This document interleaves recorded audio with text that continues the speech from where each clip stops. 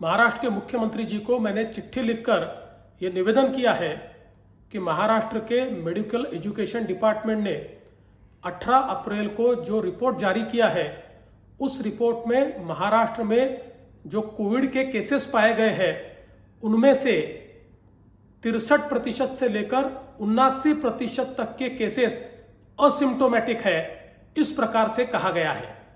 और वही महाराष्ट्र सरकार और बीएमसी ने यह निर्णय लिया है कि असिम्टोमेटिक लोगों के टेस्ट नहीं किए जाएंगे।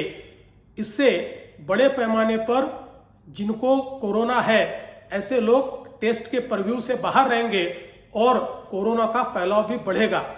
आईसीएमआर ने यह भी स्पष्ट किया है कि जो ऐसे लोग हैं जिनको हाई रिस्क असिम्टोमेटिक कहा गया है, इनका 100% चेकिंग होना चाहिए। लेकिन उस गाइडलाइन को भी बीएमसी ने चेंज किया है और उनका भी 100% चेकिंग नहीं होगा। तो मुझे लगता है कि मुंबई में कोरोना फैलने का डर इससे बढ़ा है।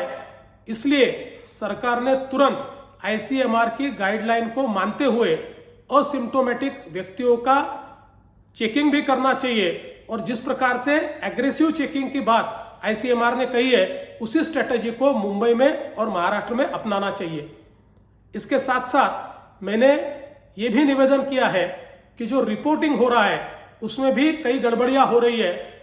18 तारीख को राज्य सरकार ने मुंबई की केसेस का नंबर 183 बताया, बीएमसी ने 87 बताया, लेकिन बीएमसी ने एक नीचे फुटनोट डाली कि 12 अप्रैल से 15 अप्रैल के बीच जिन लोगों की टेस्टिंग की थी उनका रिजल्ट हमको आज मिला है और उनमें से 302 पॉजिटिव है।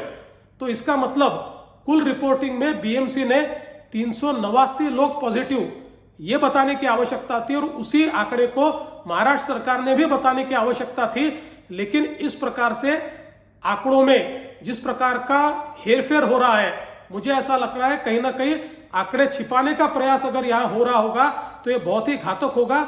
ऐसे सभी आंकड़ों को समझकर हमको ये लड़ाई लड़नी पड़ेगी, उस प्रकार की स्ट्रेटेजी तय करनी पड़ेगी। ये बात भी मैंने मुख्यमंत्री जी के ध्यान में लाकर दी है और कहा है कि इसके ऊपर तुरंत निर्णय किया जाए।